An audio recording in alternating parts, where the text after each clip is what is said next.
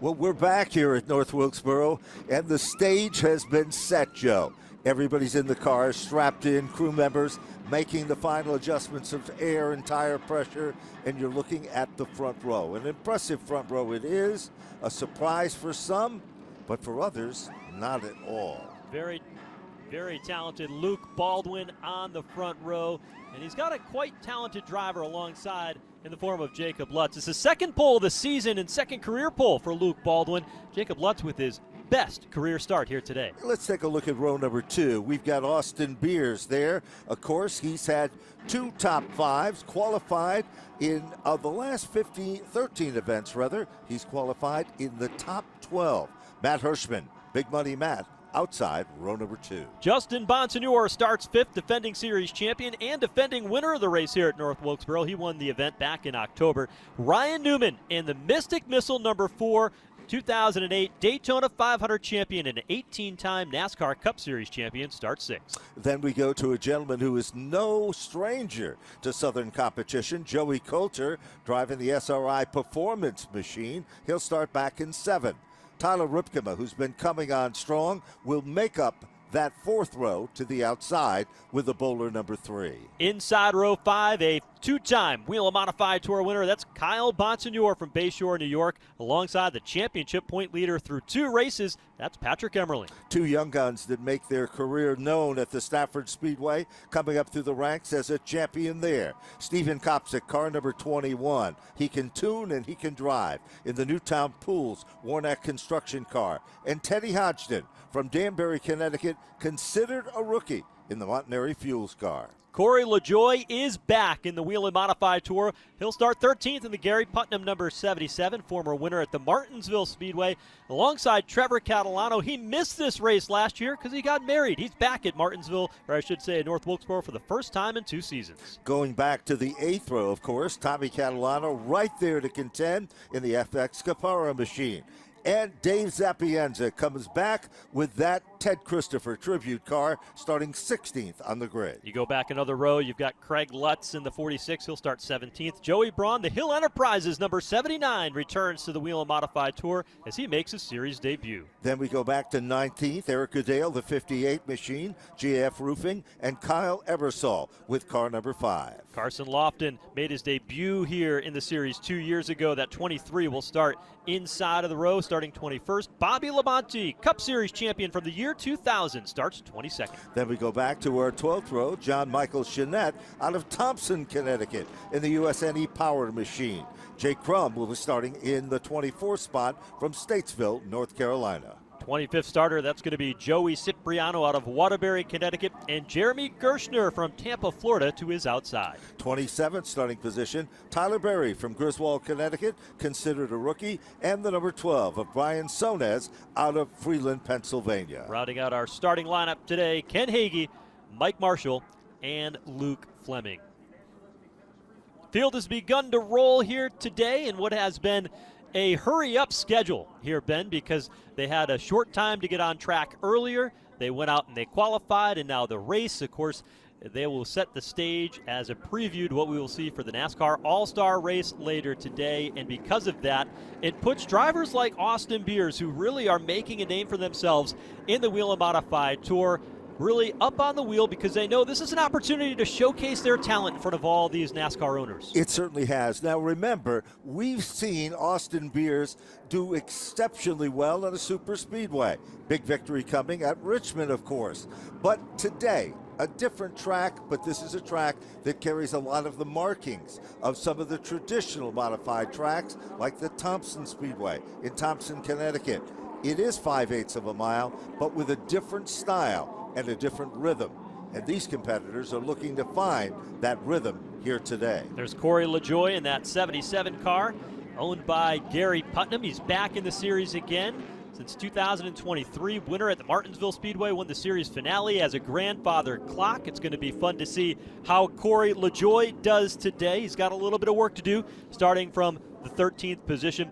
And there is the 38, the cookout colors for the 2000 NASCAR Cup Series champion Bobby Labonte, and a NASCAR Hall of Famer. certainly is. And Bobby loves modified racing. He is pumped up to be a part of the festivities here today. To the outside of him is John Michael Jeanette. This was a kid that literally worked in the concession stands at Thompson Speedway. Now he finds himself wheeling a modified. His day job is an engineer in Cup competition. So we're looking at that front row. And of course, as we said before, Luke Baldwin, 3 starts last year, 7th at Wilkesboro and 7th at Martinsville. There's the car I think everybody's been talking about and looking forward to having a great run. Ryan Newman, who's hosted a lot in smart competition, the Northwest Automotive Machine, and Bob Garbarino, the legendary car owner, is with us here today. What a treat to see that V4 toward the front of the field, starting 6th with Ryan Newman at the helm.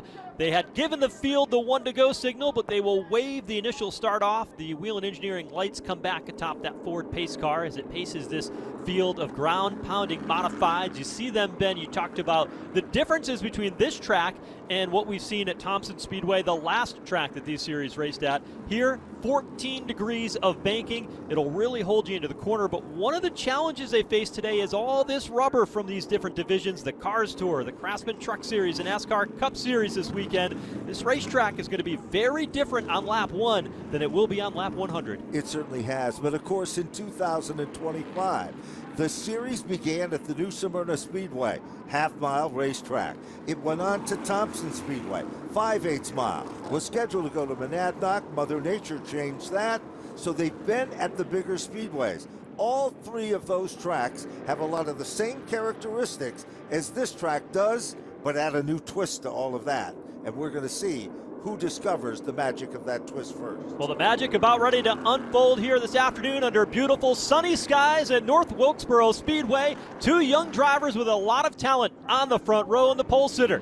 Luke Baldwin, a 3rd-generation racer on the outside line, fires first, and we are underway here in North Carolina with the Whelen Modified Tour. No question about it. Luke Baldwin quickly makes his magic to the outside. Then all of a sudden, right behind him, quickly moving in to take over that runner-up position. There's a good battle going on. Matt Hirschman wasting no time from the 4th position, Joe. Meanwhile, Austin Beers is on a roll back in position number 4, trying early to get to the front. Here's Kyle Bonsignor, the first car to step out of line to the inside. We've got trouble. A right rear tire is down on the 58 of Eric Goodale, completely off the rim on that machine. A couple of cars, Brian Sonis nearly collecting after the fact, but Eric Goodale now eases that car down pit lane as that right rear tire just completely torn off the rim. The GF Roofing Riverhead Building Supply machine. Not sure what happened, if any contact was made there, but you can see it is a story of a tire. There is Dave Zapienza's Ted Christopher tribute car, the KGM machine. He overshot his pit stall on pit road and is now backing further up. Zapienza runs a part-time schedule. Of course, he came from drag racing and did not enter the sport until, well, midlife, and adjusted very well to it. Has had some success on the Whelen Modified Tour as well. We'll change the left front tire there on the Dave Zapienza number 36, but trouble a little bit deeper in the pack. We'll get another look at it here on the replay. You see it was Zapienza that came down across the racetrack and into the Eric Goodale right rear. John Michael Jeanette got a little bit of that as well, but it seemed like Zapienza might have been a little crossed up in the middle of the corner, and Eric Goodale had nowhere to go, and it caught that right rear. It certainly did look exactly like that. Now you're looking at the 58 machine of Eric Goodale. Doesn't seem like a lot of going on there rather quickly to try to get whatever the problem was that caused it. Now we're going to take, I believe, another look at it here. Watch for the red car, sideways. That's the 36 of Zapienza. Comes down, makes contact with the right rear. Jeanette was there, no place to go. I think he got the brunt of this unfortunate situation. Zapienza pulls away down on pit road. They're still looking at the right rear suspension, Joe. Even though they're taking off a tire and putting one on, they're checking something underneath the car as well. Yeah, they broke a little bit more than just a rim. That was a pretty hard hit he took from Dave Zapienza. You know, looking at that replay again, the outside lane looked as though it might have accordioned a little bit because Trevor Catalano was right in front of Dave Zapienza when the contact was made, and that, I think, had something to do with where that accident started. Couple of cars coming down pit road. They were running toward the back of the pack, among them Ken Hagee in the 18 car will come in for service along with Mike Marshall. They'll come in and see if they can get a little work done here on these machines. Another car heading down on pit road is the number 29 machine. Whelen trusts the products to the first responders. Whelen caution lights are on, and of course, Whelen is the official warning lighting system of NASCAR, trusted to protect the first responders.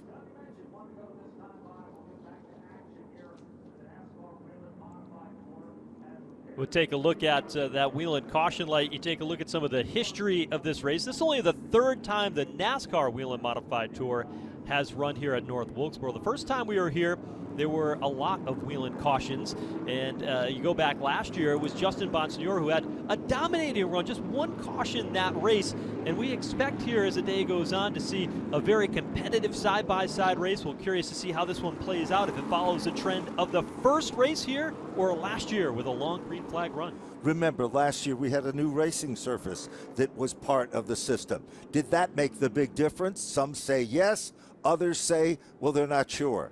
But one thing we're sure of, we're about ready to get them fired back up. Get ready, because it's time to go back to green flag racing. Matt Hirschman, one of the great all-time veterans. His dad, a former champion in his own right. Here they come to the line. Teamed up, equally matched. Green is back out. Side by side, Joe. Baldwin with a slight advantage, but in the apex of the turn, Hirschman right there to contend. Hirschman did a nice job at the exit of turn 2 to put the nose of that 60 car out in front. He'll try to clear Luke Baldwin off turn 4, and he does. Matt Hirschman to the front, and if you're the rest of the field, the last thing you want to see this early on in the race is Matt Hirschman leading the way in the Whelen Modified Tour event. One of the only cars to run at the bottom, white car on the inside of your screen. That is Justin Bonsignore in the Phoenix number 51. No one else has dipped that low in the racetrack as yet. Still early in the going in the competition, but you can see that yellow car on the outside, and of course, that's Ryan Newman right there with Austin Beers. Yeah, he's being challenged just outside the top 5. You see Justin Bonsignore sneak down through. Here's Tyler Ripkema in the old blue. Talk about two famous modifieds right there. You got the Bowler Racing 3, Bob Garbarino's Mystic Missile there in the outside lane. Of course, Tim Conley, who owns that now, but Tim Conley takes that legacy of the Mystic Missile very seriously, and he keeps that car painted that way in honor of the Mystic Missile and Bob Garbarino and everything that that car means to modified racing. He talked earlier. He said that Ryan Stone, who is the crew chief on the number 51 machine of Justin Bonsignore. He's taken Bonsignore, and Bonsignore has taken him to many titles. But today, he's double dipping, helping out this team and Ryan Newman. Meanwhile, back up front, 6 cars. Who's jumping out of line now? Coming in the outside groove, it appears that Austin Beers is trying to make his presence known. He works to the outside of Jacob Lutz. The Lutz cars had a lot of different drivers in the past 2 seasons. All have had success. Yeah, Jacob Lutz, though, has really earned this seat. He had a great year last year in part-time runs. This kid's got so much strength in the mental focus of this sport. He's an athlete. He knows how to stay tough. He has adapted very, very well. Joe Stern's a car owner. Billy Putney, who turns the wrenches on this race car. He's got another quick car here today. And, you know, this car in particular ran really well here 2 years ago when they were here last week. Patrick Emmerling came home inside the top 5. No surprise to see the 14 running well here in the early stages. You know, interestingly enough, as you watch the 14 car, he can put it almost wherever he wants on the racetrack. That was a perfect example there. He moved to the inside of Baldwin. They come off the turn, they sway to the right, but who's going to have it? As they come back into the next turn, it looks like Lutz is back in command of position number 2. That car arcs perfectly through the bottom of turns 3 and 4. He could run lower on that end of the racetrack than anybody. He goes a little bit high here, tries to cut the corner off turn 2 to get that good launch uphill into turn 3. This racetrack very different on both ends. It's downhill on the front straightaway into turn 1, uphill up the back straightaway into turns 3 and 4. Well, we continue to watch this battle. All of a sudden, Lutz has been able to reel in within striking distance. Took a peek to the inside, didn't work that time. Pulled it back into line. Single file, top 2. Then there's a battle which is starting to develop for 3rd, 4th, and 5th. No moves as yet in that pack of cars. With this pavement being just 2 seasons old at this point, we learned last year that this racetrack trouble, though, Bobby Labonte smoke out the back of the 38 car. Well, the cookout machine is smoke, and that's smoke of the wrong type for Labonte, as we are under yellow as Labonte's car heads back down on pit road, and of course under caution here for the second time in today's event. You're looking at the 36th. Dave Zapienza involved in caution 1 and caution number 2. That car badly beaten there on the front end. You see the front bumper. That might have been from the first caution. You see lots of damage along the left C-pillar of this car as well. So pretty rough start here for Dave Zapienza, who's been running part-time with the NASCAR Whelen Modified Tour. Sad to see Bobby Labonte in the middle of this also have to go back to the garage area. Let's take a look at what happened down into the corner. You see Labonte's car up in smoke. You see the fluid billowing out the back of it, possibly laying down on the racetrack. Then what happens to Dave Zapienza in turns 1 and 2 after the fact? We saw his car with plenty of damage, and look at that. Like John Force on the back straightaway here at North Wilkesboro. Certainly was, and of course, cooking of a different type of cooking, and then you can see the end results. The Zapienza machine, just as we called it, had some damage done to it. Down on pit road, there is Bobby Labonte dejectedly out early in this event. And I'm going to tell you, I've dealt with a lot of different drivers, as you have, Joe. He is one of the class acts. No matter what he competes in, he takes the time to communicate. He's a good guy. So this is really a tough blow for him. He was expecting a good run here today. And he's here to compete with the Whelen Modified Tour, and I'm sure he is disappointed to only go 19 laps today. We're under the second caution here at the NASCAR Whelen Modified Tour. Matt Hirschman shows the way. Under the second caution for the NASCAR Whelen Modified Tour, Bobby Labonte has a motor expire, and Dave Zapienza involved after the fact to slow us here on lap 19 when the caution came out. Track crew continuing to work down through turns 1 and 2. Ben, one of the big stories coming in to this weekend, and has been a story over the past couple of years, has been the return of the Mystic Missile, the V4, to the NASCAR Whelen Modified Tour. The car owner, Tim Conley, typically the driver for this car, but he was recovering from spinal surgery and said, you know what, I can't run here at North Wilkesboro, but I can put a pretty good driver behind the wheel, that in the form of Ryan Newman. Sure did, and of course there is so much history that surrounds this race car. Now if you look real close, Joe, see that V? It stands for V4. There's a real reason for that. Bob Garbarino owned a marina that built and worked on boats in Mystic, Connecticut. V4 engines were once the premier engines used in boating.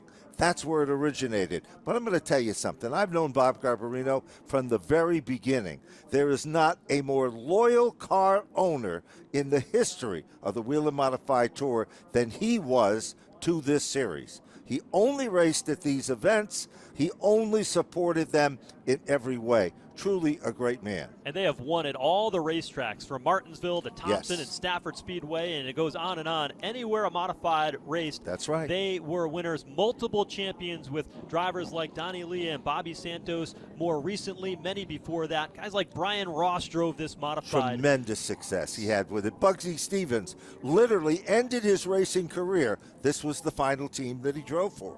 So there is so much history with all of that. The best story that I like is Tim Conley's wife, a fantastic lady, decided that it was time for Tim to go back and go racing. She went out, made the contact, and made the purchase for her husband. How'd you like to get that for a gift? Not bad. They even have, still back in the day, they even to the last couple of years of running this 1985 GMC straight body truck that they carried this car around for years. That was sold recently. A racer down at Bowman Gray Stadium uses it today, but that was part of the allure, the history. They were one of the first ones to make a pit box and a pit cart for these modifieds. So much history. The Garbarino family did so much for modified racing. Bob Garbarino in the house here at North Wilkesboro today, enjoying some of the finest modified racing around. And he loves the modifieds. Truly a legendary, great individual that sacrificed a lot to be a part of this series and is so proud of its growth. What a beautiful day here at this facility. Unfortunately, we're working to make the conditions ideally suited again. You know, before we went to caution, Joe, we were talking about the times and how close things were. We're looking at Jeanette's car working on the front end. But Jacob Lutz is, he's getting closer and quicker as well.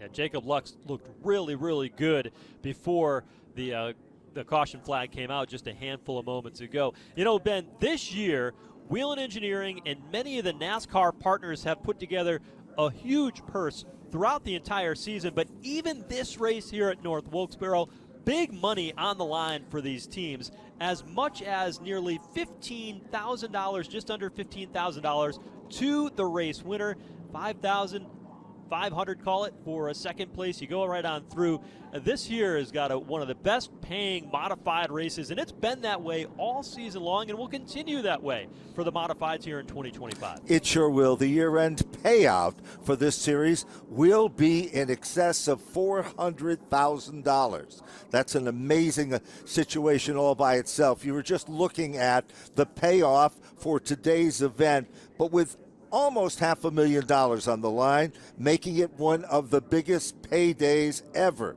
with more than $1.9 million in total race purses. NASCAR is focused. They want the Whelen Modified Tour to continue to grow. And I'm going to tell you, the popularity that you and I experience and see with modified racing is now become a household word. And it's been a while, but it has happened again. A premier division for modified racing. You see that here by participating on the same racetrack on the same day as the NASCAR Cup Series, with the All-Star race coming up later on today. Of course, modified's own Ryan Preece in the house today. He was qualified 5th for the Open later on tonight, trying to race his way in to the NASCAR All-Star race for the first time for RFK Racing, a champion of the series just 12 years ago in 2013. There you see the Cup Series garage open and ready as they prepare for All-Star Night, and just to be able to share the track with these teams. Wow, that's special. And there's a lot of them through that garage area who came up through modified racing. The Northeast, the heart of modified racing, is where many of those teams and drivers have come through. You think of the spotters that are on the roof, the engineers behind the scenes. Even everybody. One of the car owners will tell the story later, Gary Putnam from Vernon, Connecticut. He has won some of the biggest races as a car chief in NASCAR competition while working with Chip Ganassi. There is so much history in this series that ties together. And even Matt Hirschman, you see the spotters up there on the roof. Yes, they are. The His guys brother, are ready. Tony Hirschman, will be spotting for him today. Now spotter for Joe Gibbs, Ty Gibbs, in the 54 car later on tonight. The Mustang pace car dives to the bottom of the racetrack. We are ready to get them fired back up once again. And the big question is, what we've seen so far, the 14 has been very quick, but on this start, not quick enough, because the rabbit car, Joe, becomes Matt Hirschman again at the point. Matt Hirschman wanting to get out front and control this race. That leaves Jake Lutz to have to battle with Luke Baldwin on the inside lane. Baldwin rolls right to the inside. That's where Lutz was a little bit better there before that caution flag came out, but they will continue to battle into turn one.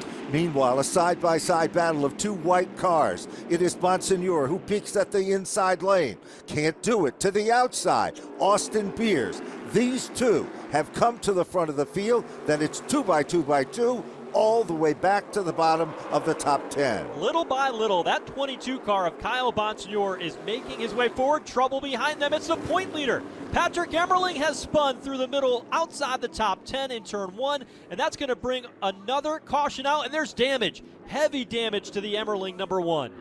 So, third caution of the event comes out. Cars that are involved, the 15 car of Joey Cipriano was able to pull away.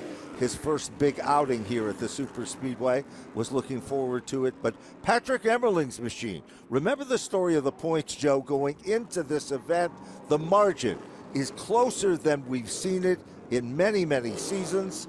Dale is the crew chief on that race car, and of course, they needed a good finish here today because what was that margin, Joe, between first and second? Very narrow. It's very competitive at the top of the field. 6 points separating first and second there at the top with Patrick Emmerling. Let's see what happens. You see it mid-pack, and Emmerling's going to get a little bit of help from behind. Might have been the Hodgson 05 that got into him. Emmerling went around, and it didn't seem like he had any damage there, but sometime on the apron he might have gotten collected, possibly the green Tyler Berry car down low. Watch the 05. Watch the 4 of Newman. There's the contact there. You're right, the Hodgson machine and Emmerling. Ryan Newman backed out of it. He was smart. The other cars involved came in kind of after the fact in this one. As we're looking at it is Gary McDonald's machine. Correction, no, that's the, looks like we've got the 59 car now as work still continues there. Couple of cars got out of shape getting into turn one. Ryan Newman, one of them to the outside, as was Teddy Hodgson in the 05, went sliding through, and Emmerling thought that he was going to be clear of that before the Tyler Berry car came sliding in after the fact. Now, we talked through the season. At New Smyrna Speedway, Patrick Emmerling won the race, but he had to start at the back of the pack and race his way forward. Late in the going at Thompson Speedway, they had a left rear tire that would not stay on after the pit stop. He went a lap down. He was able to get that lap back and finish on the podium and had an opportunity to compete for the win in the late stages. Now it's going to be at the minimum a new radiator for the front of that one car and see how poised this team can be at salvaging this day, because in the Modified Tour, with just 16 races on the schedule, if you want to win the championship, you cannot have bad days. Mulligans are not what the champions give up here in this game. Certainly are not, and you can see what's going on. They're trying desperately to get that radiator back out. Remember, the temperatures of the fluid in that radiator and the radiator, it makes it almost impossible to do. But remember, the front bumper, referred to as a chrome horn, not chrome in this case at all, has been pushed back. Those are what they call bolt-on horns, Joe. They can take them off and replace them if need be. Will they have to do that to get the radiator out? Well, time holds the answer in that one, but they are definitely working to try everything possible to be able to pull that off. Obviously a lot of damage to it. You wonder how much those horns might have been bent. You could run them when they're a little sideways and bent, but you got to be able to bolt all that back together. And so once you take it apart, you know, you're going to have to take the old sledgehammer and put that back into place. So you see the teams, they're preparing for anything that might come out of the bottom of that radiator. You see where a lot of fluid was already put down on the racetrack. And what's interesting to me is they're also working a little bit before where the incident happened. And I wonder, when we saw those two cars get sideways, whether or not there was something else going on the racetrack there before that spin took place. You might be exactly right. It appears that they are looking to condition the racetrack as well. And, of course, individuals like young Tyler Berry in the Billy Michaels prepared machine, the Pro Systems car, they were victims after the circumstances and all of that. But down on pit road, of course, more speedy dry is required there as well. So even though we've had cautions early in the event, and of course we continue to look at what's going on pit road. A lot of magic with those wrenches, but the clock is ticking, and hopefully they'll be able to get that out and get it back in. But boy, people aren't moving as quick as we had anticipated them to be moving as well. So while work continues on the Patrick Emmerling number 1, we'll step aside as we work the third caution of today's Whelen Modified Tour event.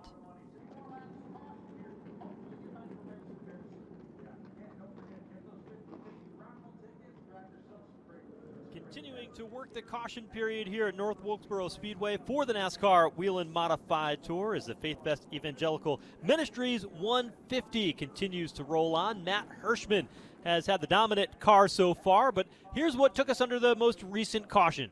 Sure did. And as you can see what took place there, Hodgson apparently made contact. We're not sure what happened there. It was a racing situation. Here's another look at it here. It doesn't appear there was contact made, but there it is. And then Ryan Newman backs out of it, and then the one car spins to the bottom, Joe. We're not sure, and then after the fact comes car number 59. Here they see the radiator punctured on the front of that one car. The point leader, Patrick Emmerling, plenty of damage on the front of that machine. They've got their work cut out for them. You see the fluid pouring out from underneath it, and that is why there's so much speedy dry around this racetrack. You know, getting another look at that replay, it seemed like Ryan Newman getting off the end of the front straightaway, all of a sudden Emmerling checked up a little bit more so. Newman didn't want to get into the back of him, kicked it sideways, hit Emmerling. Emmerling shot down the racetrack toward Teddy Hodgson. Seems that might have been just an old racing incident as they got into turn one, but that has been the trouble spot here today. That's where all the action has been on this end of the speedway. It certainly has, and of course work still continues as they try everything to get back and into the hunt in this particular event. There is the number 77, the Curbs machine, and of course that car is Corey LaJoie of the famed competition. You mentioned Gary Putnam. He lived right down the street from me as a youngster, Joe, and my dad used to bring him to the racetrack because he didn't have any way to get to the racetrack at that time. But then he went down south. He made a name for himself. He's truly a gentleman car owner, a gentleman expert when it comes to engineering and mechanics as well. 1996 was the last time they ran a points-paying NASCAR Cup Series race here at this racetrack. Gary Putnam that day was a crew member, as a tire carrier for Ricky Craven. That's right. Back that time. The gentleman that was changing tires for him, Tommy Baldwin Jr. on that same car. Those two guys, car owners in the field here today for the NASCAR Whelen Modified. You talked about Vernon, Connecticut, your hometown where Gary Putnam is from, and Corey LaJoie, whose dad was an Xfinity, at the time Busch Series champion, from Danbury, Connecticut, about an hour or so apart. Danbury on the western edge of the state of Connecticut, and towards the eastern side of the state, Vernon, Connecticut, right along I-84, the two of them both coming from Connecticut. Sure was. Then you take the young up-and-comers, Stephen Kopsick from the Danbury area as well. In addition to that, Teddy Hodgson, also coming from that part of the marketplace as well. But there's a youngster, made his presence known in the Smart Series, came out like gangbusters. If only his grandfather could see what he has accomplished in a very short time. His dad, of course, the driving force behind him as well, but it looks like things are still single file, and work still continues. All eyes on pit road are on the Patrick Emmerling machine for sure. Yeah, no doubt. See if that championship point leader can at least get back out. He's lost several laps on the pit lane. Can he get that car repaired, Dale Hedquist and that team, and get back out onto the racetrack? The one still working there. And this is the thing about this team. We have learned that even when the tide is turned against them, they've got that new radiator in already. It looks like they're already looking to put some water back inside of it. Even though the tide has been turned against them often this season, it's how they have been able to deal with the adversity that has kept them in the fight. It's days like this that kind of show what I like to call that championship resolve. I agree with you exactly. They just never, ever gave up.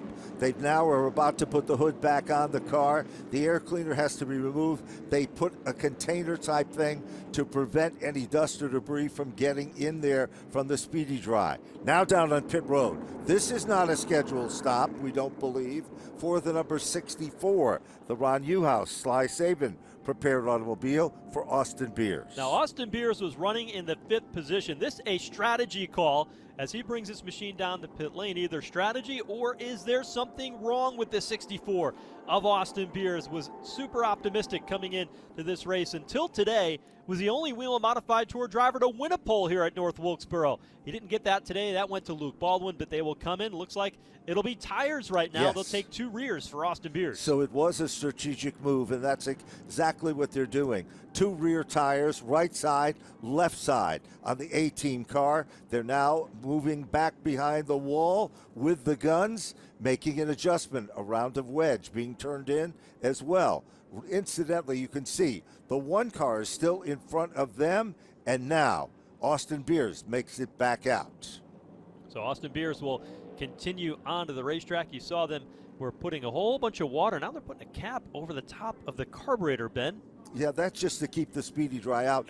A lot of the newer cars, the Fury cars and the LFR cars as well, the hood is sealed so tight that they have to take the air cleaner off to take the hood off. In the old days, they would cut an opening and you wouldn't have to do that. When they do that, they certainly don't want any debris like Speedy Dry or Oil Dry getting down in that engine. That's the reason for doing that. Well, the car was running a moment or two ago because I saw the fan belt spinning on the front where the power steering is, and then they put the cap on it, and I see the crew guys taking their gloves off, which makes me wonder whether or not they are able to get this car repaired. It certainly does appear that something has went awry for the second time, because all of a sudden there was a lot of action going there, and now it appears not a lot of urgency. No, all of a sudden they're back behind the wall, and it appears that perhaps, maybe, their day might be over. Could be devastating for the one car of Patrick Emmerling to be out this early. Sure was. And remember, 1 year ago, they picked up momentum from the Thompson show about mid-season, and from then on, there was nothing but tremendous success. And that success they carried right into the opening events of the season. So they're going to wave the restart off here because they've got to tow that Patrick Emmerling car off pit lane, and he's right at pit exit. And so Emmerling will be done for the day. The crew will begin to pack up and make their way to the next stop on tour at the Seekonk Speedway here just a few weeks away from now, the Concrete Palace. But a tough break there for the one of Patrick Emmerling. But it opens the door and the opportunity for drivers like Justin Bonsignore and Austin Beers and Steven Kopsick, who are inside the top 5 of the championship chase, to pick up some points. And they are all paying attention to what they see out here on the track right now. They certainly are, and you can tell exactly just that as they now double the field up. You mentioned that they're going to be heading to Seekonk Speedway, one of the favorite stops of a lot of folks. But right now, we're focusing on what's happening here, as it looks like we're about ready to get them fired back up. Let's check in quickly on pit road with Matt Dillner.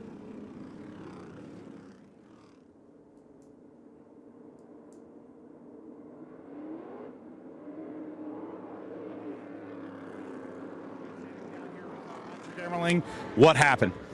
Oh man, just really disappointing. We had a great car. We were moving forward, and I thought we were right where we needed to be. And unfortunately, there was a restart, and we got taken out. And there was nowhere. We got taken out. I was at the bottom of the track, and just one of the guys got collected into us. So super unfortunate for this Fleetworks #1 team. It's just bad luck. Like I said, we just got taken out. Getting into the corner, and that's it. Tough day for your points leader here at North Wilkesboro. The thoughts of Patrick Emmerling as we went back to green. Matt Hirschman spins on the restart, and Trevor Catalano putting his car back in the right direction. So things out of order here when we got back under green. Austin Beers might have been involved in that mix-up as well. So just as we went back to green, kind of a chain reaction took place. It was a ripple effect because it was up front as well. Let's see what happens on the outside lane. There you see it. The contact was made as Matt Hirschman just got out of shape, came across the nose of Jake Lutz, and then everybody's sliding on through, trying to avoid the inside lane. Watch the other cars that are involved here. Well after the fact, everybody started checking up. There you see the contact between Trevor Catalano and Austin Beers, who was on pit lane. So then it was nothing but a chain reaction that brought out the caution once again, as tough break there initially. We saw as we went back to green. So Matt Hirschman on his own in the outside lane spinning like that. You do not see that very often. Look here, they're battling for the race lead. Oh, there was contact. Yep. It was Jake Lutz who got into Matt Hirschman. Lutz was able to get away. And there is the 64 of Austin Beers. I didn't say it, and I was thinking it when Austin Beers came down pit road. You put yourself at risk in the back of the pack where we've seen a flurry of cautions already. That was a bit of a bold and risky move for that team. And I think he's going to get away with it here, but that was pretty dangerous to have them pit outside the top 5 and go back into where all that action was going to be. Well, it might be the best strategy they might have had or planned for. Now down on pit road, here comes, of course, heading in is number 21, Stephen Kopczyk, checking things out as well with a quick pit stop. So strategy is starting to come into play. Kopczyk's machine is, of course, the Newtown Pool-sponsored car, and Stephen Kopczyk brings it down on pit road. Guys over the wall as well. Kopczyk is not only a good little race car driver who's running up front in the points in the Monaco Modified Series as well, but he and his crew worked feverishly to set that car up. His dad, instrumental there as well. And there is our 14 car back on pit road, Jake Lutz, and they continue to work the magic there. There's the Hirschman 60 on pit lane. He'll take an opportunity to get tires as well. The tire rule for this race, you have 5 tires that you can change throughout the event. You can only take 2 per pit stop. Matt Hirschman will take right side tires only here on this particular stop. It looks like he will head back out onto the racetrack. Now, they can come back down and make more tire changes, but they can only do 2 per pit stop. So the field gets the 1 to go signal, and we'll cycle back around. The front row looks a little bit different this time. It's Luke Baldwin on the inside of the 70 York. Justin Bonsignor on the outside of row 1. Quietly making his way forward is Tyler Ripkema in Old Blue, number 3, a driver who had a lot of optimism coming in. And Kyle Bonsignor, that's Justin's cousin in the 22, will restart to the outside of row 2. Well, we're going to see exactly how all of this will affect this restart. We saw what happened in the last restart round, but Baldwin on the inside, Bonsignor is outside. And you're right, Tyler Ripkema, very strong, very consistent. All the experts say it's just a matter of time before he puts Old Blue into victory lane. They're back up through the gears and speed. Baldwin is the leader, and Ripkema sees daylight on the bottom of the racetrack. Can't quite complete the move. Bonsignor still digging in hard in the outside lane. 4-time champion in the outside lane of Justin Bonsignor trying to hold off Tyler Ripkema, but Ripkema in the inside groove will take over the second spot and give chase to the race leader, Luke Baldwin. Here comes the battle of the cousins, though. Kyle Bonsignor hot on the heels of his cousin. And you go further back, it's Ryan Newman who's trapped in the outside line. How about the 79 car, Joey Braun, making a pretty good run here today in his debut? Certainly is. Joey Braun just looking pretty racy now. Surprised by some, but not by all, as they continue to work their magic. It's been a decade since that 79 of the Hill Enterprises family. David Hill and the entire group have run of the Whelen Modified Tour. Joey Braun from Long Island, New York, won in a legend car at the Riverhead Raceway earlier this month, having a good showing there. Battle for the lead. Here comes Tyler Ripkema in the 3 car, digging down to the inside lane of the racetrack, trying to take over the top spot from Luke Baldwin. There's no question, side by side, and Tyler Ripkema makes it look so easy. Car number 3 advances to the front, trying to make the crossover as Baldwin. It doesn't happen now. Tyler Ripkema out in front with Old Blue here at this historic North Wilkesboro Speedway, leading and starting to open up the gap to the second place car of Luke Baldwin as he took over the race lead 54 laps into today's event. As Baldwin now trying to find a little bit more speed. There is Ripkema, misses the entry of turn 3 and 4, and that allows Luke Baldwin to close right into the back bumper. He is able to do just that, but by the time they get down to the bottom of the turn and back on the grass, back on the gas, it is Baldwin still working him over. Looks to the outside, it just doesn't work. Bottom shot, will it pay off? And while that's been happening, it is Bonsignor who's in striking distance, preparing to make that move that may give him the opportunity for position number 1. Look how Baldwin is searching high, searching low. He enters into turn 3 a little bit higher than Tyler Ripkema. He'll able to get to the inside off the corner, but just loses all that momentum and can't quite get position underneath the 3 car. 3 car running really well and continues to dominate the racing action here. Baldwin is here. Let's look a little further back in this situation, and we see the number 46 car of Craig Lutz. We haven't talked about Lutz at all. He is contending and working his way, now pressuring Ryan Newman. Craig Lutz is currently running 10th on the field. How about the 23 car, Carson Lofton, third generation racer. Brian Lofton, well known for his modified expertise. And Carson, who made his debut in the Whelen Modified Tour at North Wilkesboro just 2 seasons ago, marching to the front. He's put a lot of focus this year on the Cars Tour, and we saw great racing here this weekend at North Wilkesboro out of the Cars Tour, and he is charging to the front. Certainly is. As we go back up front, and it's still Tyler Ripkema doing a great job of holding off the heavy pressure that is being applied by the number 7 of Luke Baldwin. Baldwin cannot quite get there. He can run with him, but not able to pull alongside or move to the outside groove. 3 different leaders in the race so far today. 5 lead changes here as we just passed the 3rd mark, 4 cautions mark. This particular race, this battle for the top spot continues to rage on, but Luke Baldwin backpedaling a little bit. That allows us to look back here at the battle for 7th. Here's Carson Lofton swinging to the inside of turn 3. Carson Lofton dives to the bottom, tries to pick up the spot. Will it pay off? Lofton now moves in. That will bump the Braun machine back to the 8th position. Ryan Newman sees the same kind of an opportunity. Will it pay off for him?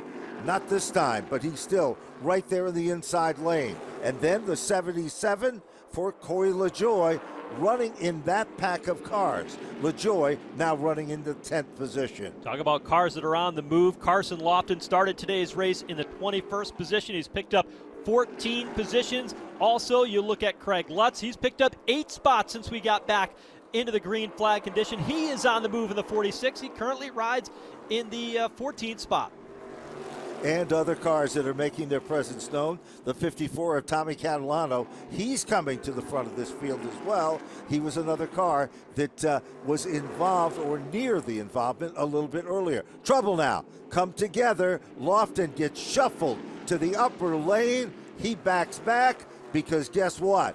More smoke erupts from beneath car 23, and a big flame will tell the story. 5th caution of the day. This time an engine expiring for Carson Lofton up off turn number 4. And you see, look at the fluid just pouring out of the front of that machine as it came to stop. That one went in a big fashion. Lofton has got that window net down, but it was going so well until then as he was battling for the 7th spot. You see they came together and he got up the racetrack just as that motor expired. Everybody able to get down to the bottom, but a short end to Carson Lofton's day when he had a great race car.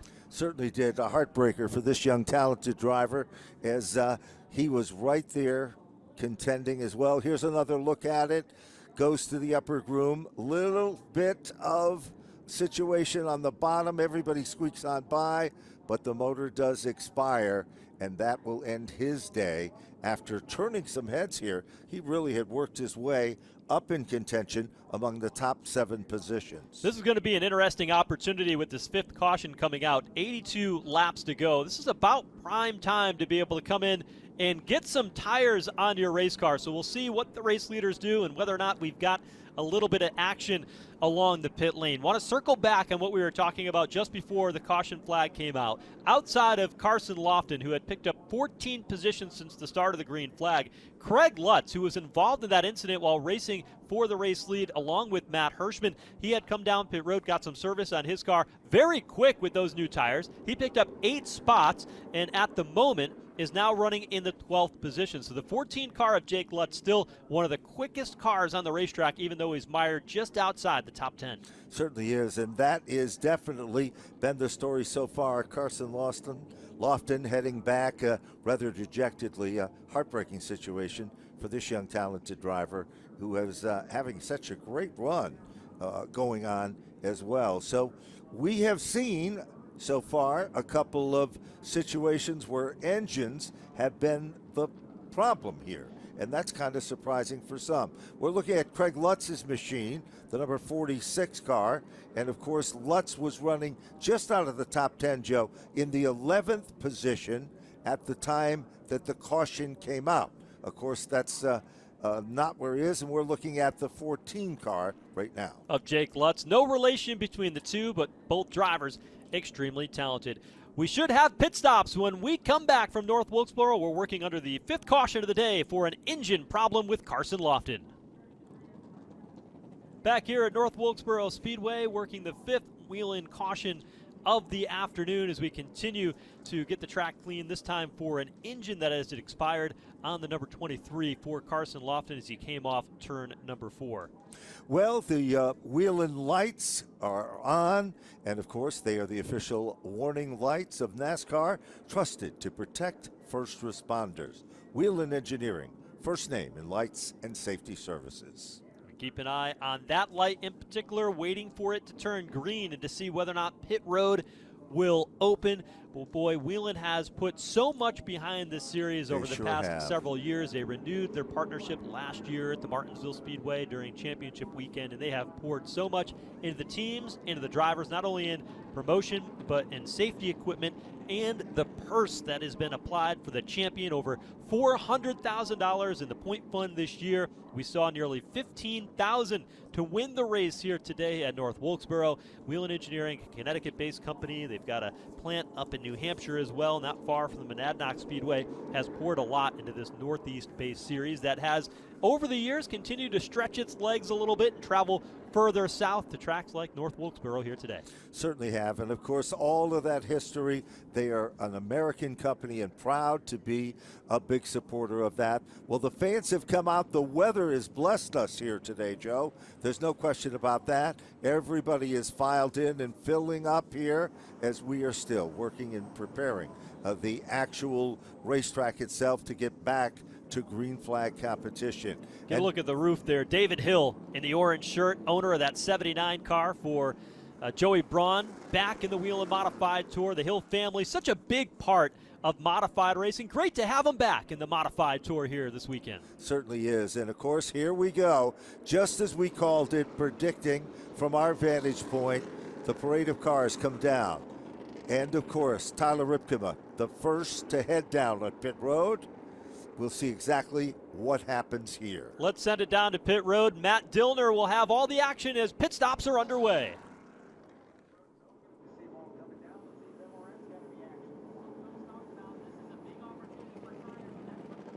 Number 3, Old Blue, the Bowler Racing entry. As it enters the box here, the crew goes to work on the rear of this race car. They'll jack up the back of Old Blue, put on 2 rear tires.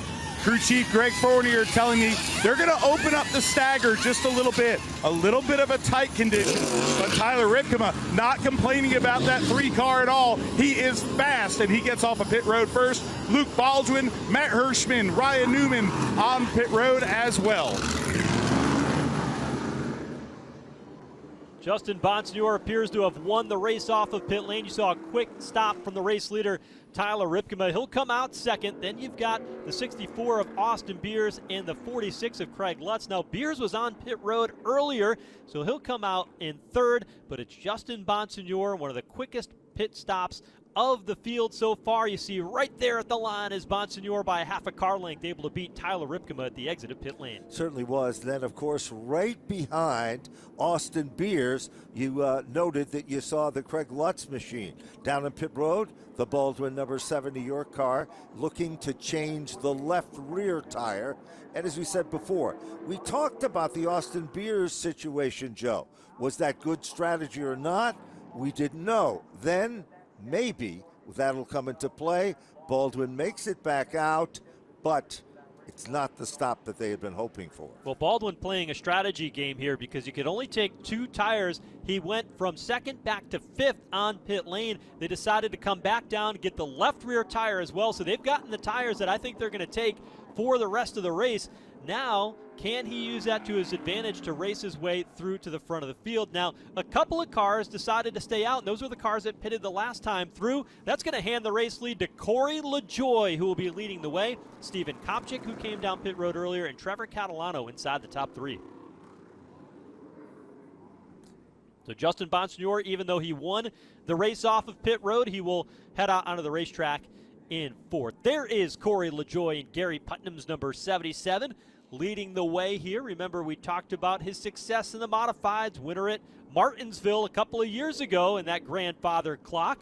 Would love to see what he can do here in the second half of this race today, as we have just passed the Josteens halfway point, and a bonus to Corey LaJoie for being the leader at the halfway of today's race. Certainly has, and of course this has changed everything because LaJoie will be the leader. Steven Kopczyk will find himself now alongside in row number 1. Trevor Catalano, Justin Bonsignore, Tyler Ripkema, and Austin Beers round out the top 6, Joe. Go ahead. Trevor Catalano continues to impress with the Whelen Modified Tour, and I alluded to it during the starting lineup. This is his debut race at North Wilkesboro. Last year, his older brother got married, and they decided they had already had the weekend all planned out that they were not going to run this race. So Trevor Catalano has never raced here in the Whelen Modifieds, yet he's coming here in a solid top 3 run. He's been strong all day long, and this kid continues week in and week out to impress as a contender in this series. Certainly has, and of course, this kid can adjust, whether it's a short track like a quarter mile at Monadnock, or whether it's a speedway of this size, a 5/8 mile facility. He's been able to get the job done. And of course, it's showing here today, early in this event. Let's go back down to pit road and Matt Dillner.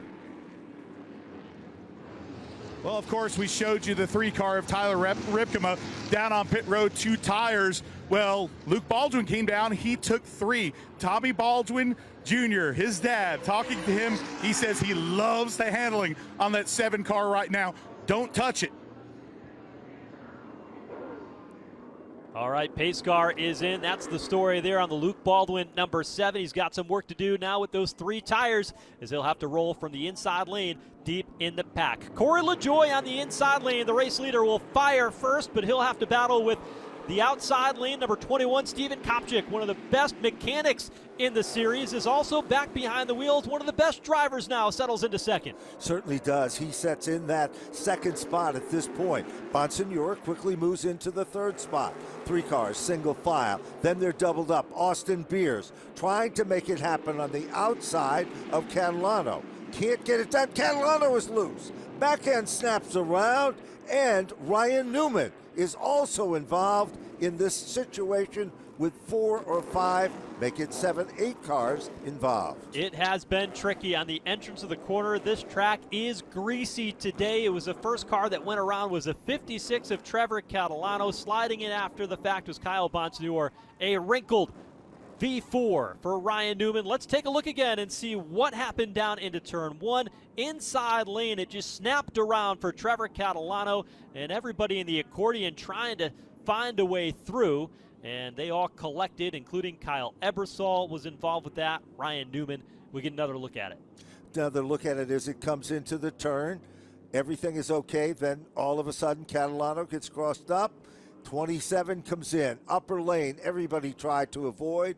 Joey Coulter up there as well. Joey Cipriano is one of the cars that was involved at the same time. Another different look at it. There's the back end of the Catalano car coming around. Meanwhile, track is blocked in the upper groove, and what you're seeing is the situation.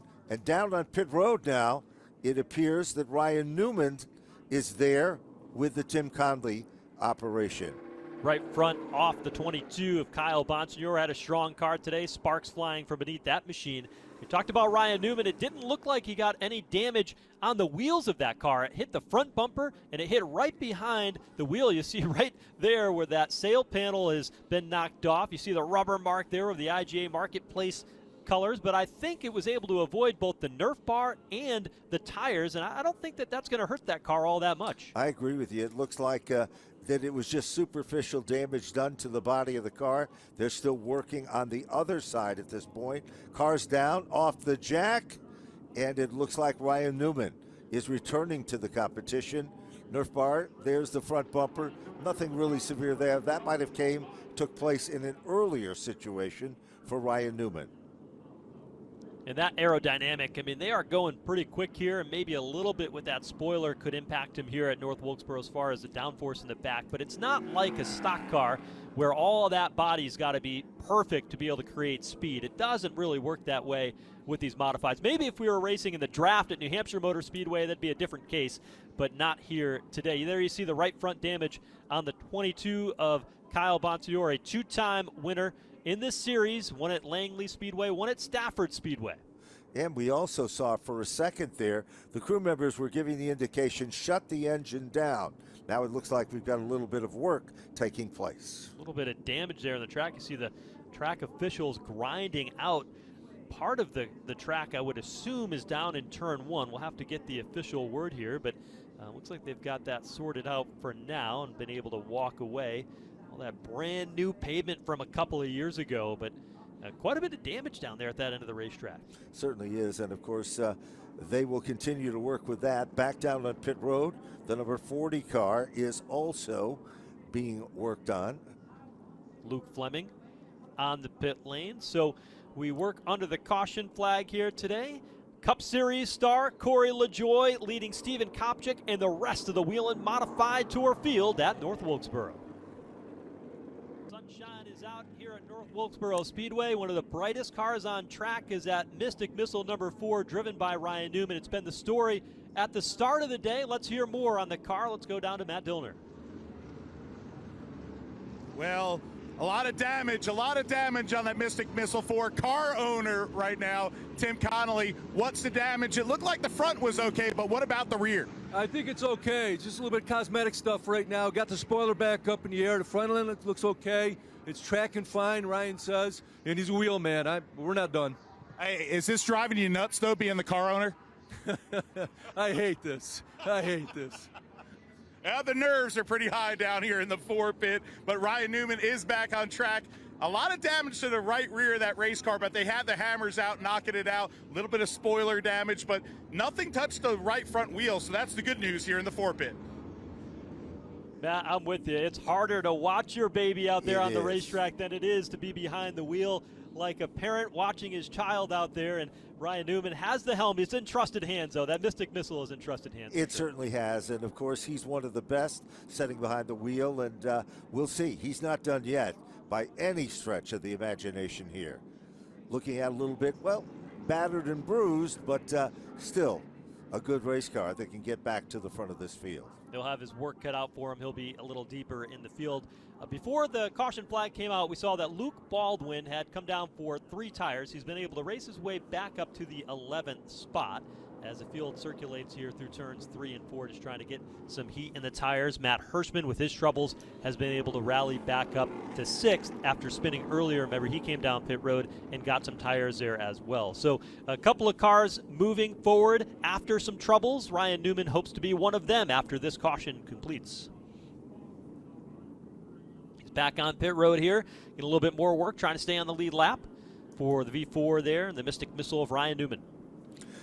Work still continuing there. Once again, back in, checking the toe on the Mystic Missile at this particular time. So as work still continues to get things on the racetrack, scheduled back and set up for the remainder of the competition. You know, Joe, we were talking about the different strategy of this event on the pit strategy and so forth with it. I think we've seen some perfect examples of that early in the event. Several different competitors with several different theories. Among them, that 64 car that we're looking at right now of Austin Beers. Remember, they were the first to pit. They came down pit road early, and it allowed them to get the track position back for that 64. Mike Murphy, the car owner of this car, back at the track this weekend at North Wilkesboro. He has been battling some health issues. It's been just about a year since he's had an opportunity to come back and witness his car out on track. And, you know, Austin Beer is saying, you know, I've had a great start to the season, my best career start to the season, but everybody wants to talk about Patrick Emmerling. Everybody wants to talk about Justin Bonsignore. And you know what? I'm frustrated that I'm not part of that conversation. And I asked him, I said, what is it going to take? He said, I got to go out there and I've got to win races. I've had 2 great finishes with a runner-up and a 3rd place to start the season. I led a lot of laps at New Smyrna to kick things off. Had my best run ever at Thompson Speedway. Came up a little bit shy of the win that day. But I am a championship contender, he told me. I want to be in the mix. I'm tired of hearing about those other drivers. I want them talking about Austin Beers. You know, and that is so true. He had that conversation with me as well. And he's a focused young man. He really is. He learned his lesson well. They're next door neighbors to the famed Hirschman family in Northampton, Pennsylvania. So he literally grew up around racing every day, every night, and experienced it from two of the best. His dad, they were 3 generations of that family that competed in modified racing over the years. Eric Beers, who drove the bowler machine, had a great deal of success with that as well. But this kid is really focused, Joe. Second isn't good enough, and he's not, well, shy to even tell you just that. So they worked hard for many years to try to get the qualifying aspect of their game sorted out. They got that going, and then you look at the strength that they have had. You go back over the past handful of races, he's qualified inside the top 5 for 12 of the last 13 races. He's been finishing inside the top 5 in 7 of the last 8 races. He's a consistent runner up front, but he's done so quietly. And as we said, he doesn't want to be quiet anymore. We'll see how much noise he makes here on what he called the biggest stage that the Modifieds will race on all season long. And I think he's got it spot on with all the Cup Series, all this fans here packing the grandstands at North Wilkesboro Speedway. He wants to be the one to shine here today. Certainly does. And of course, we saw that 4 car heading back out for the competition here as well. Corey LaJoie, Stephen Kopczyk, of course, they will be the men in the front row once again. You talk about Corey LaJoie, was kind of an interesting story. Back when he won the Martinsville event, Joe, he was doing it in a borrowed race car. That particular automobile, he had the ride in for one particular deal. Robbie Fuller put together the deal for that operation to come into play. They had success, they won the event, and then everything changed. Like it does in the sport, it was time to look for a new deal and a new opportunity. Well, looking for another opportunity for a green flag now as the field lined up behind that Ford pace car. Make a hard left-hand turn down onto pit lane.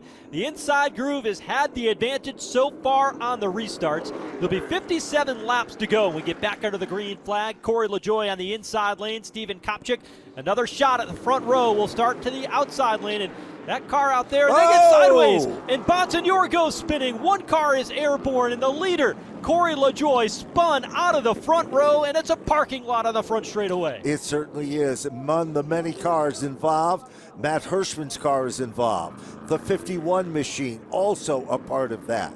Backing back now, the 55 car is one of the cars that went to the inside for Jeremy Gertzner. But it appears the 77 was the car that initially was a part of that unfortunate chain of events. Hard to tell what happened there to Corey LaJoie. We'll get another look at it in a moment. Joey Coulter in the 02 out of shape. Here's the replay. You see the 51 right behind LaJoie, but LaJoie's car seemed to step out sideways as soon as he went to the accelerator. Sure did. That appears exactly what happened. Bonsignor tried to correct. They were all jammed up at that point. Here's another look at it. 77 spins to the inside. Bonsignor up in the outer lane, and a few competitors were fortunate and were able to get on by. Different look at it. Bonsignor comes right across in front of the Hirschman machine. 7 New York Baldwin able to get on the brakes momentarily and get by Catalano. Same story there. But there is the damage done to the 15 machine, and that, of course, another one of the youngsters that was expecting and hoping for big things. Joey Cipriano, the fueled-up motorsports car, Fury chassis race car, Dependable Engineering. And there is the 77 back on pit road. And Joe, they're working to the back end of that machine, and you know what that might mean. Damage to the rear of that machine. Joey Cipriano, you alluded to the 15 car down a pit lane. First time racing outside of New England. He said, when I saw North Wilkesboro Speedway on the track, oh, there's Matt Hirschman. Heavy damage to the left rear of the 60 car. Helmet off for Hirschman. But to conclude there on the 15 of Joey Cipriano, he said, I had to race. I had to come to North Wilkesboro in the handful of races. They'll run part-time this season. was quietly running out there inside the top 15 today. It's not his day. Certainly is not his day, and he's well worthy of it. We're looking at another look at it. You see the 77 snap around. Bonsignor directly in front of Matt Hirschman. Hirschman had no place to go whatsoever. Coulter was able to slow the pack behind him down and was able to pull away. Jake Crum was a car that went airborne there when you saw across the line the 37 of his machine. They've just about got the 15 of Joey Cipriano pulled off the front straightaway.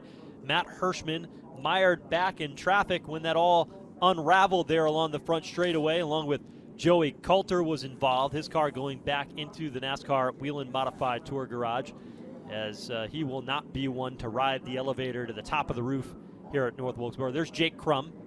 Yep, the Jake Crum machine checking with the officials. Car number 05 returning to the competition again. He was right there in the middle of that. No fault of his own Look at the front whatsoever. bumper. Skyward. Yes. On the 05 of Teddy Hodgkin. That car was fast in practice. Very calculated driver. Justin Bonsignor on pit lane. Left front tire is down. Front end pushed in badly. And Patrick Emmerling doesn't want to wish bad on anybody, but if he's going to have a bad day, it helps him to have Justin Bonsignor have a bad day too. It certainly does. And you can see the Phoenix communication machine heading back down, trying to get in. It appears that the front of the machine is pushed in a bit. No real problem there. They can get that back out. But the left front tire being flat is what the big problem is. And now he's heading down at pit road. We'll see how quickly they can get this situation fixed as the championship team, Team Phoenix. That car was inside on the bottom lane, second row, and when they came together, a car just darted and hooked hard to the right across traffic to the outside wall. Justin Bonsignor, reigning series champion, defending race winner. They've got a left front tire on. They're going to try to see if they can keep him on the lead lap. They'll send it back out onto the racetrack. Looks like they did their job well with that, Joe, because he's coming right back out now, and that should be a positive situation with him. Let's see what else is going to happen, though, with this. Will they be heading back to pit road and making further checks and adjustments? I'd imagine that they'll come down at least to try to check the toe on that race car, and he's going to do just that. Try to stay on the lead lap as much as possible. That right front tire does look like it might be pointed a little differently than the left front tire, so we'll see if they do a bit of work to get that repaired. But again, trying to stay on the lead lap and maximize the day here now for Justin Bonsignor and this team. Corey LaJoy back in for service as well. They took right side tires for his car, now coming in for the left side tires because they had not yet come down pit road. That's how he was able to get the race lead in that 77 by using track position to his advantage, but now they'll get 3 fresh tires. And there you're looking at Matt Hirschman's race car. Severe damage done to the back end, the left rear quarter, the left rear suspension, and then of course we can see, looking at that rear suspension, does not appear to be extremely bad, but bad enough to take him out of the hunt. And of course, the left front being flat on car number 60. Once the early leader of the event, and now a former race winner here at North Wilkesboro. Day is not a good day for him. Amazing how greasy the track has been today. We've seen multiple times cars get spun loose on their own. We don't often see that in the NASCAR Whelen Modified Tour. Lots of different rubber that has been laid down on the racetrack with the 3 different divisions that have been run, including the modifieds. And it's a warm, greasy day. This is a soft tire that they're running. It has more grip than most of the tires that we've run the Whelen Modified Tour. They run it all year long. This particular tire, it's got plenty of grip, but for some reason, it's having a hard time planting into this asphalt here in North Carolina. Well, the fans are loving it here in the sunshine, and the crowd is filled in very impressively. Everybody is modified fans, and when it comes to North Wilkesboro, it's one of the highlights of this great week of motorsports enthusiasm from the fans, the competitors, from all the divisions of NASCAR as well. So the work is still continuing to go underway as we are resetting the field backstage, as now they are back single file formation. Looks like we've got another visitor to pit road. It's Bonsignor will come back down pit lane. Ben, a big weekend of racing this weekend. Yes, How about up ahead? Of course, next weekend, one of the biggest weekends in racing across the board, and great action here on FloRacing that you can catch. High Limit Racing will be running. You've got the Lucas Oil Series is going to be running as well with the late models, and sportsman action at Bowman Gray Stadium as time goes on. From all around in FloRacing, now is a time to get involved, and if you want to see racing of every different discipline, you can do that on Flo and enjoy great action just like we're seeing here today. You certainly can. And if you haven't, tell a friend. Get them to subscribe and be a part of it, because you won't be disappointed. It's not just auto racing. That's what we enjoy as the headliner. It's sports in general. FloRacing. Now it appears that things are still ready to go green. Doubled up down the back straightaway into turn number 3. Here they come. Different player on the inside. That, of course, is Austin Beers. Steven Kopczyk leads the parade in the upper groove. Kopczyk, the race leader, chose to restart on the outside lane. 49 laps to go, and that car fired off with speed. He's able to get ahead of Austin Beers as they go to turn number 1, but Beers, good launch to the center of the corner. He'll draw even midway down the back straightaway in a battle for the race lead. Side by side, he makes the bid. Craig Lutz moves to the bottom. Here comes Luke Baldwin on the outside. Brand new leader emerges. It is car number 64, Austin Beers at the front. Here comes Lutz. Here comes Old Blue. He's back in the hunt. Tyler Ripkema is working his magic with Baldwin, going from the outside to the inside. 5th different leader of the race so far, and it's Austin Beers, but it may be another, because here comes Craig Lutz. Lutz darts down to the inside of turn number 1, jumps out in front. Now Baldwin looks to the inside of Austin Beers off 2. 6th different leader of the event. Lutz takes the shot to take the lead, moves into the number 1 spot. Here comes Baldwin. He's trying to dive down to the inside of Beers. Beers trying to keep momentum up. All of a sudden, here comes Kopczyk. Kopczyk squeaks to the inside. He'll move into the top 4. Boy, that 21 drove deep down into turn number 1. Somehow was able to get it done, and Tyler Ripkema didn't like it. He'll shove Kopczyk out of the way, slide into 4th. Kopczyk couldn't keep the car down. That gave the opportunity. Now look at Luke Baldwin. Oh, hard ton, hit to the outside wall. Ripkema into the outside wall, straight in the middle of turns 1 and 2. That'll bring us under the caution for the 8th time today, as that car just took off up the hill in turns 1 and 2 for Tyler Ripkema while battling inside the top 5. Tough break for him. He was really turning some heads here today, and he hits at a ton in the famed Bowler number 3 car that you can see a ton of damage done to the front and the back of the machine. Tyler Ripkema, family operation, Joe. They did so well for themselves, but they said, we work so hard with our day jobs, we didn't have enough time to prepare and run our race team. We thought this was the ideal situation, and I think it's proven that.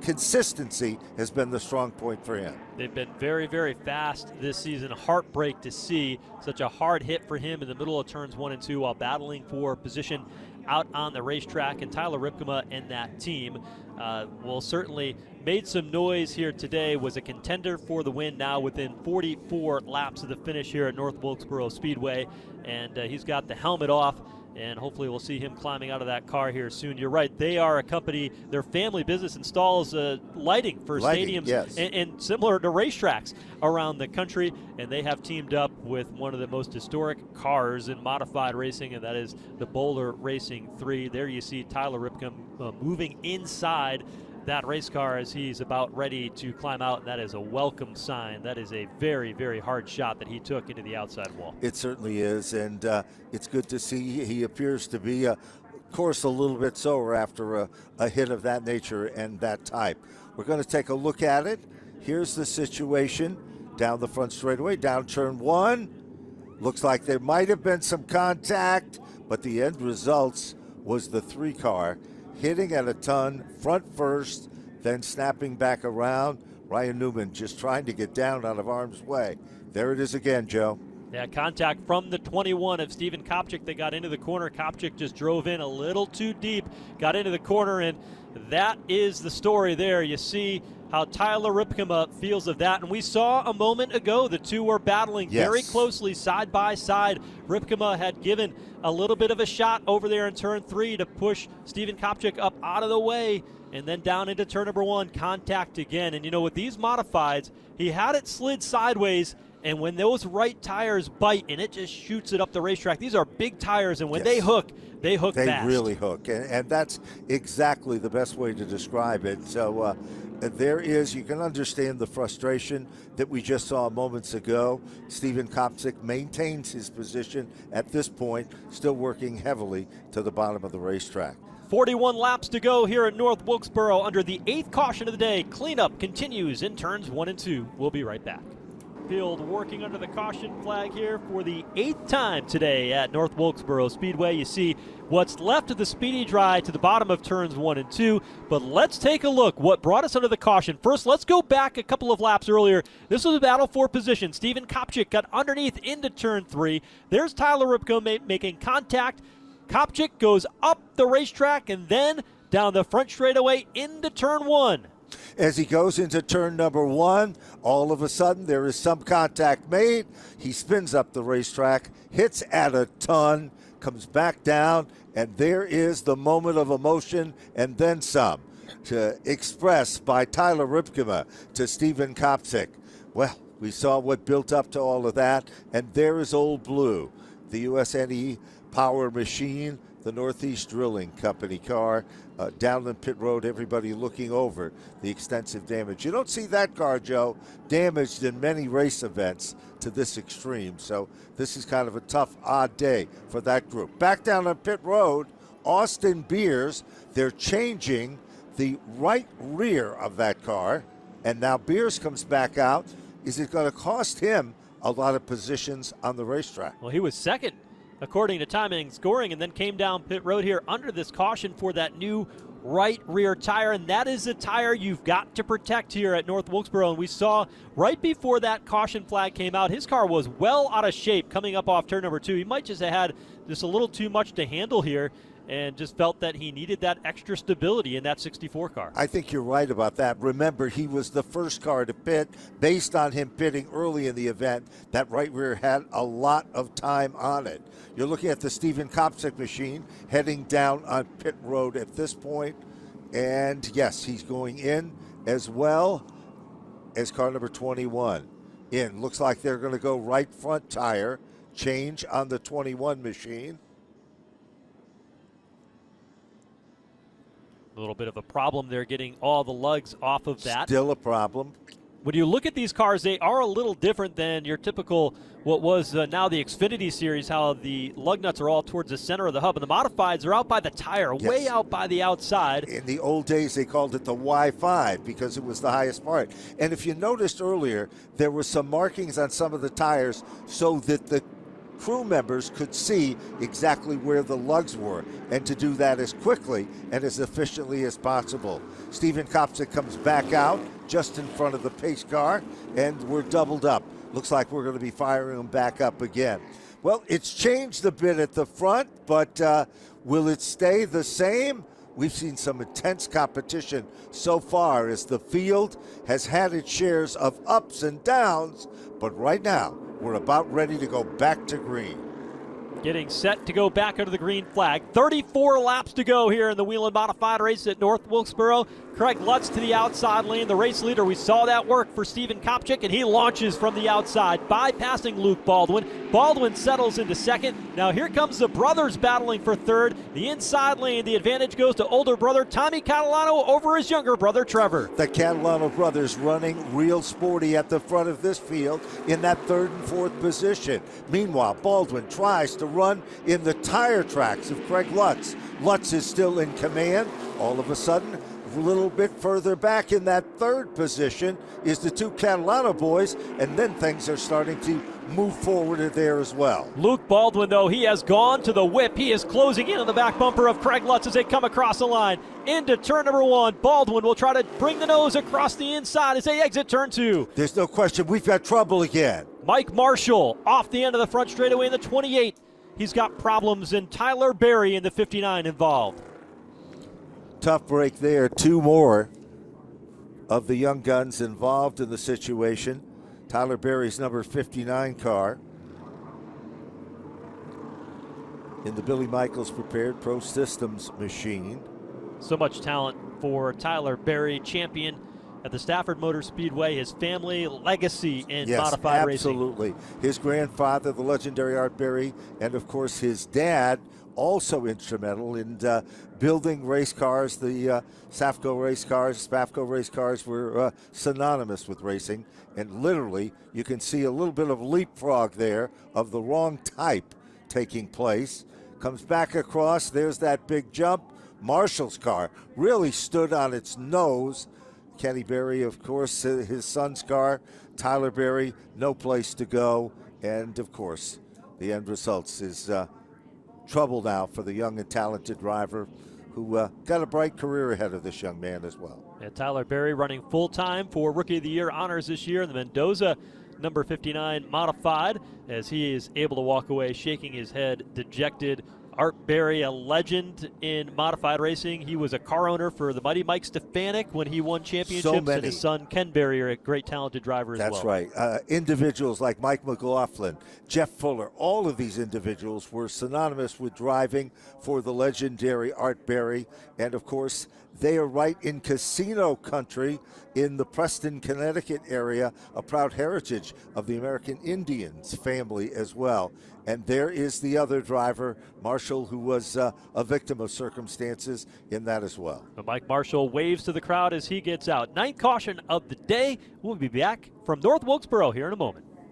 North Wilkesboro Speedway hosting the NASCAR Whelen Modified Tour for the third time in series history, a track that has been part of the NASCAR tradition going back to where it crowned the first champion in NASCAR, Red Byron, back in 1949 here at this famed facility, and it has seen a whole lot of history between now and then. The legend living on as part of NASCAR All-Star Weekend, and the NASCAR Whelen Modified Tour privileged to be part of that as they set the stage for the All-Star race coming up later on tonight at this historic facility. Sure is. And Joe, this has been literally a roller coaster event so far. We've seen so many of the front-running teams and cars. But what about this? Car number 51, Justin Bonsignore, is now back up to the 6th position.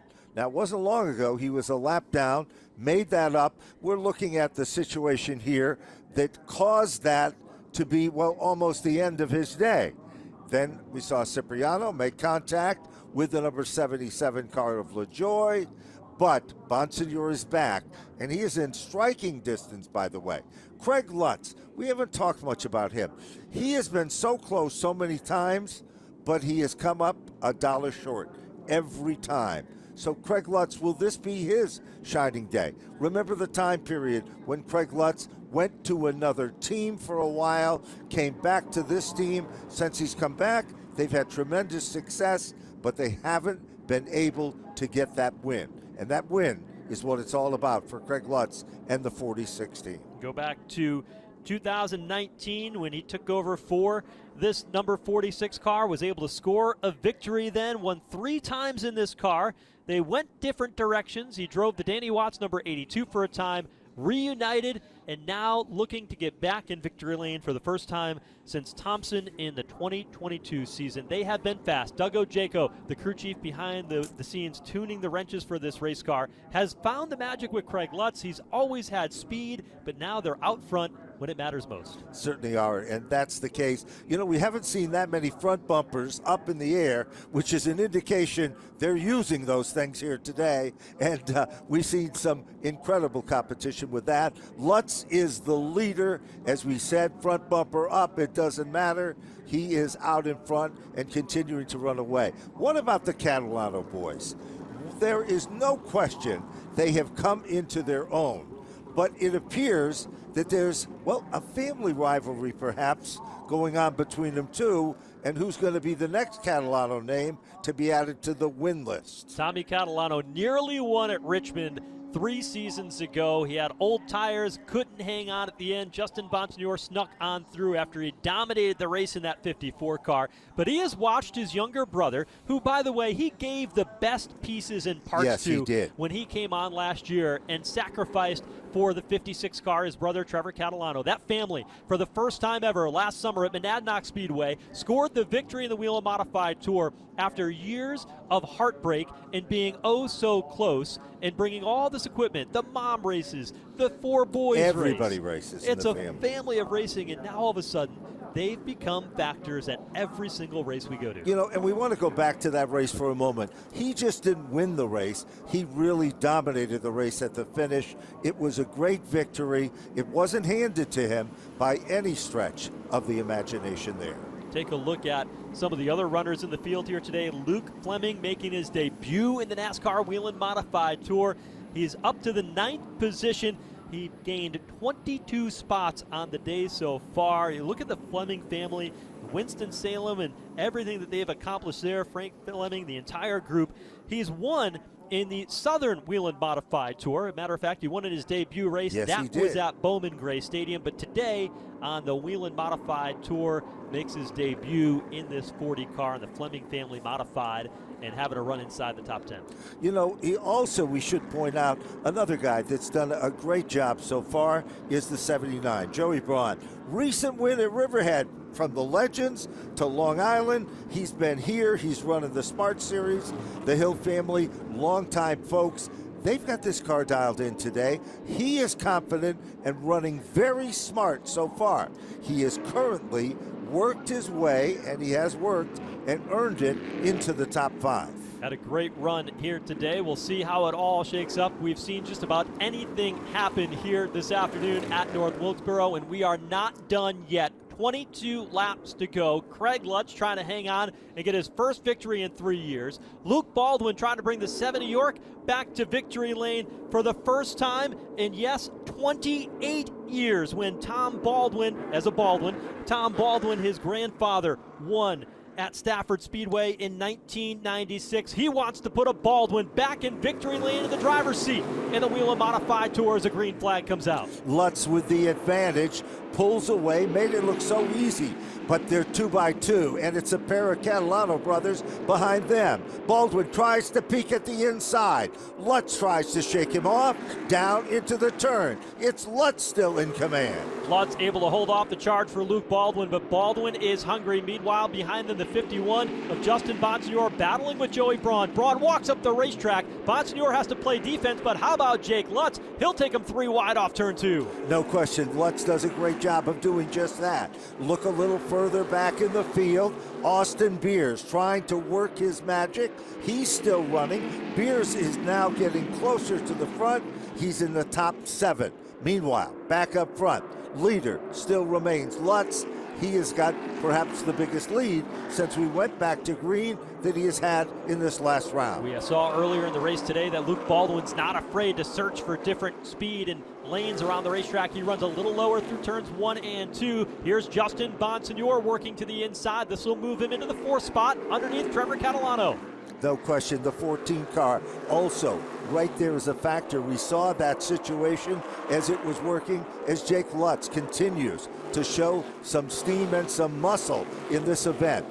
As we look, there is another battle that's now working. Beers now snuck down to the inside, went around Catalano, and right there with him, it is the Braun machine working its way back towards the front. Remember, Austin Beers has that new right rear tire. Justin Bonsignore, he's got fresh tires as well after he was on pit road. He works to the inside lane. Jake Lutz behind him, giving him the front bumper. Lutz has the quickest lap times on the track right now, even in traffic. He'll touch Tommy Catalano on the front straightaway as he looks to move into the position. There's no question about it. Lutz has got a rocket, and he is using everything he has to stay with and get around Justin Bonsignore. Lutz is flying back to the front of this field. Still good racing as we see Craig Lutz, the leader of the event. Jacob Lutz in the 4th position. Justin Bonsignor just in front of him. Now Bonsignor starts to pull it out. But look at the amazing lead for Craig Lutz, now over Luke Baldwin. Craig Lutz aware of how fast those cars behind him are going. Here is Steven Kopchik with new tires, working to the inside of Joey Braun. That'll move him into the 7th spot here as we are now inside 14 laps to go. Here's Austin Beers inside Tommy Catalano. This is the battle for 4th. Austin Beers takes it in deep. Catalano drifts up a lane. Beers is coming forward. Austin Beers now moves in. He will take over the 5th position.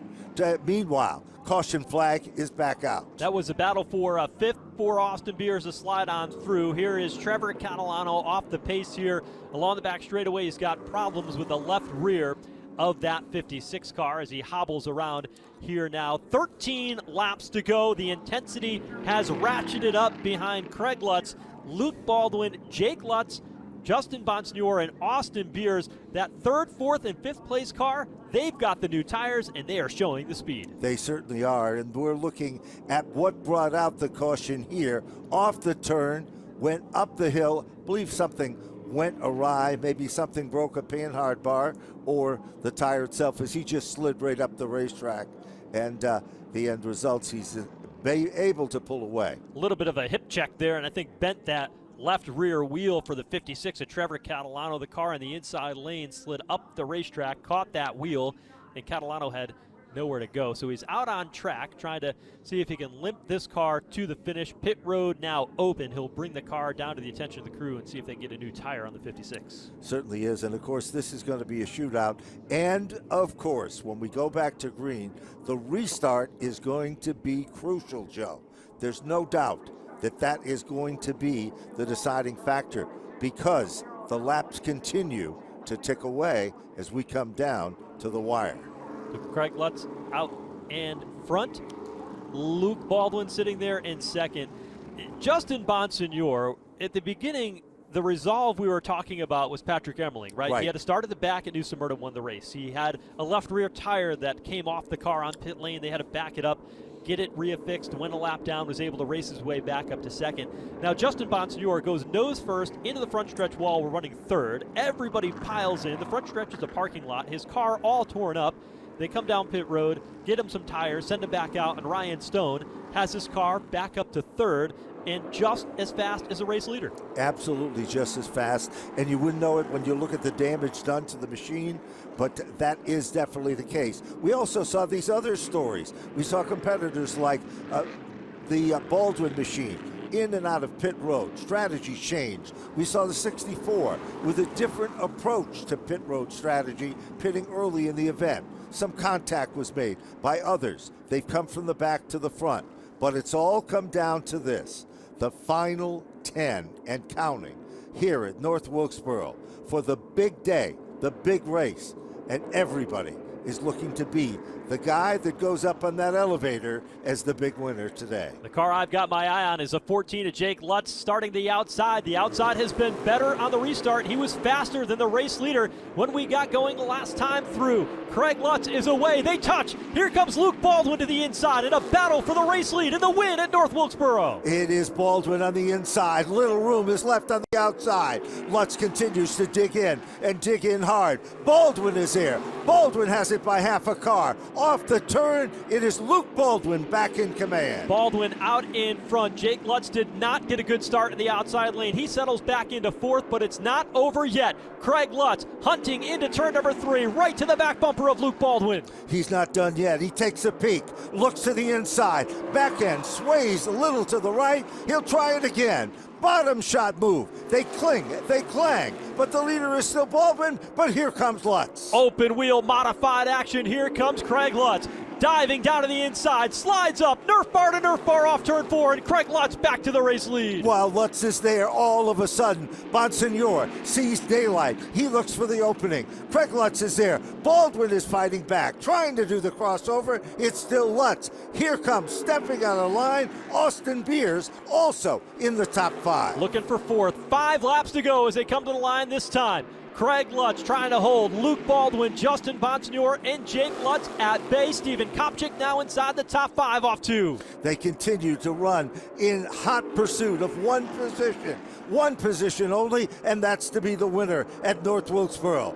Out in front, Lutz continues, times the margin between first and second, .160, and it's not over with yet. Here comes Luke Baldwin. He loses a car length that time by. Deeper in the pack, Austin Beers steps out of pack, still looking for more. 3 to go this time by. Can the driver from Miller Place, New York on Long Island hold on for the victory at North Wilkesboro? He continues to do a great job of doing just that, but the clock is ticking. Time is running out. Craig Lutz, who's been in search of this victory, and what a prestigious one it would be to win here at Wilkesboro. 2 circuits remain, the 5/8 mile course. The battle for third is intense. Justin Bonsignor trying to hold off Jacob Lutz, but out front with a healthy advantage now. Craig Lutz hoping to see the white flag this time through as they work off turn 4. The color white. No one is surrendering in the Lutz team. They're going for it. White flag has been out. Craig Lutz in the final time. We're riding with him to victory lane. Off turn 2, clear sailing ahead for Craig Lutz. He'll guide the car into turns 3 and 4.